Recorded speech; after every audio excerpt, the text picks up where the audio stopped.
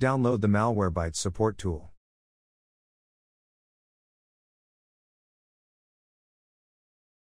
In the Downloads folder, open the Malwarebytes support.exe file.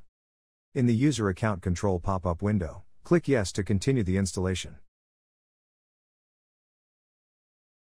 When it opens, accept the software license agreement, and click Next. On the dashboard of the tool, choose I have an open support ticket.